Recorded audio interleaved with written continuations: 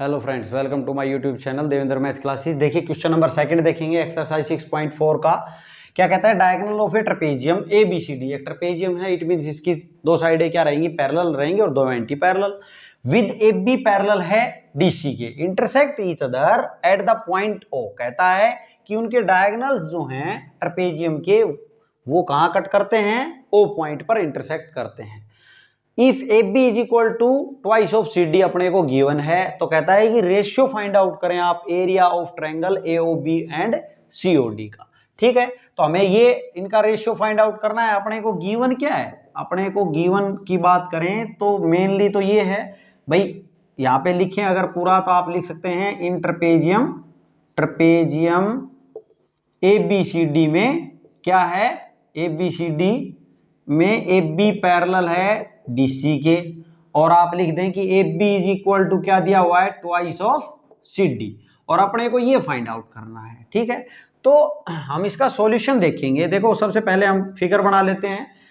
अपने पास ट्रेपेजियम की बात हो रही है, तो यहाँ पे हम ट्रेपेजियम बना लें।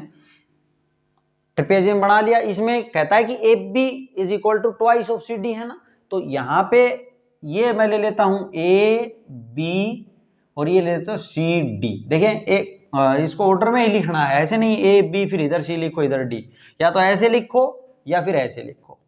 ठीक है, अब यहाँ पे बात करें तो ये ए बी, इस पे अगर आपने ऐसा फिगर बनाया है तो ए बी इसी पे लिख लें। क्यों? क्योंकि देखो यहाँ दिया है ए बी जो है वो किसके इक्वल है, ट्वाइस ऑफ सी डी के। इट मीन्स इसका दुगुना कर देंगे तो वो इस ए बी के इक्वल आ जाएगा। इस फिगर से दिख रहा है। अब देखिए क्या कहता है, इसके डायगोनल जो हैं वो कहाँ इंटरसेक्ट करते हैं, ओ पॉइंट पे। तो एस सी को और बी डी को क्या कर ले, मिला ले भाई, मिला लिया हमने। एस सी और बी डी को ओ पॉइंट पे इंटरसेक्ट कर रहे हैं। तो कहता है find the ratio of area of triangle A O B का और सी ओ डी का रेशियो हमने फाइंड आउट करना है। तो ए ओ बी कहाँ है, यहाँ है, और सी ओ डी ये है। तो इनका रेशियो हमने फाइंड आउट करना है, एरिया का रेशियो। तो देखो एरिया का रेशियो की बात कर रहा है, तो हमने आपको थ्योरम पढ़ाई है एरिया ऑफ सिमिलर ट्रायंगल्स की। तो इसके लिए इन दोनों ट्रायंगल्स का क्या होना जरूरी, सिमिलर होना जरूरी। अब यहाँ तो कहीं भी गिवन नहीं है कि ये सिमिलर हैं, तो हम सबसे पहले क्या करेंगे, इन दोनों ट्रायंगल्स को जिनका रेशियो हमने फाइंड आउट करना है एरिया का, उनको सिमिलर प्रूव करेंगे। तो ना लिखेंगे in triangle A O B में एंड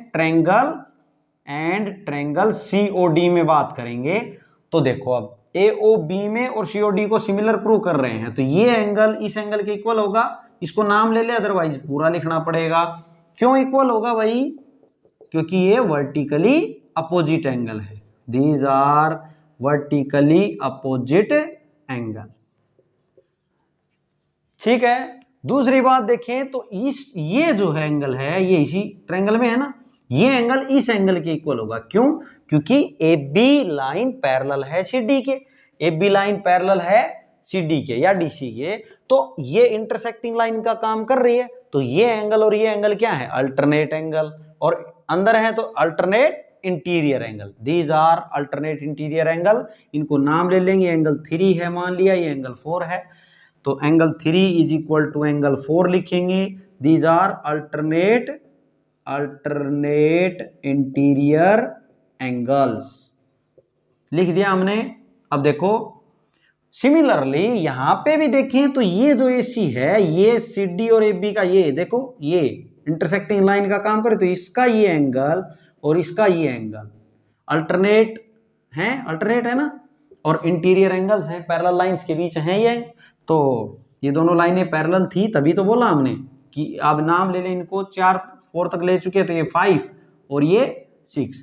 तो एंगल 5 जो है वो इक्वल है एंगल 6 के, लिख देंगे रीजन अल्टरनेट इंटीरियर एंगल्स। ठीक है, तो देयरफॉर बाय एंगल क्राइटेरियन से, किससे, एंगल क्राइटेरियन से आप क्या लिखोगे कि ये दोनों ट्रायंगल क्या हो गई, similar. A O B triangle similar to triangle C O D.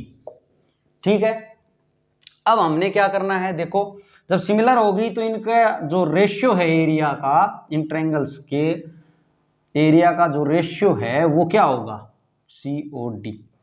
इनकी कोरस्पॉन्डिंग साइड्स, भाई AO के कोरस्पॉन्डिंग कौन सी आएगी, CO। ठीक है, देखो ये जो ट्रायंगल लिखी जाती है इसके सिमिलर, ये सोच समझ के लिखी जाती है। ए के इक्वल सी एंगल है ए के, ये एंगल इसके इक्वल था तभी तो सी इसके साथ में पहले लिखा गया। ओ बीच में है ही, बी के साथ में क्या है डी, तो ये एंगल इसके इक्वल था तभी ऐसा लिखा गया। मन मर्जी ऐसे ही ट्रायंगल्स को सिमिलर नहीं लिखेंगे, मैंने काफी बार बताया है। देखें अब यहाँ पर इनके अगर बात करें तो ये क्या होता है, ये जो कोरस्पॉन्डिंग साइड्स हैं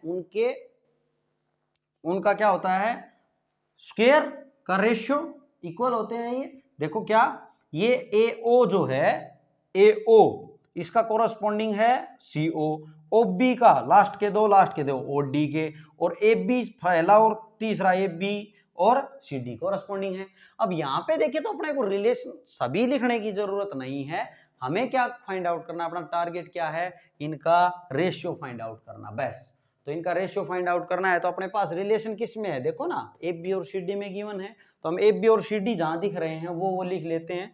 देखो AB तो इसको लिखे AB का स्क्वायर, यही तो कहती है theorem area of similar triangles, इसकी कोरस्पॉन्डिंग साइड का स्क्वायर का रेशियो उसकी दूसरी की क्या CD के स्क्वायर के, ये इक्वल रहेगा इनका एरिया का रेशियो, ठीक है। अब यहाँ पे बात करें तो अब इनकी वैल्यू दे दो, देखो AB और CD में क्या रिलेशन है, AB इक्वल है ट्वाइस ऑफ CD के, तो यहाँ लिख देते हैं हम इसको, AB को किससे रिप्लेस कर दें, ट्वाइस ऑफ CD से। तो देखो area of AOB upon area of COD is equal to, AB को किससे रिप्लेस कर दें, ट्वाइस ऑफ CD से, इसका होल स्क्वायर हो गया भाई अपॉन CD का होल स्क्वायर। तो ये कितना हुआ 4CD स्क्वायर, भाई स्क्वायर अंदर इस पे भी है और CD पे भी है, और CD स्क्वायर से CD स्क्वायर कैंसिल हो गया, तो 4/1 आ गया 1, इट मीन्स रेशियो कितना आ गया 4:1। कितना रेशियो आया इनका 4:1। ये था आपका क्वेश्चन नंबर 2। फ्रेंड्स अगर आपने मेरे चैनल को सब्सक्राइब नहीं किया है तो प्लीज आप सब्सक्राइब करें, शेयर करें और लाइक करें।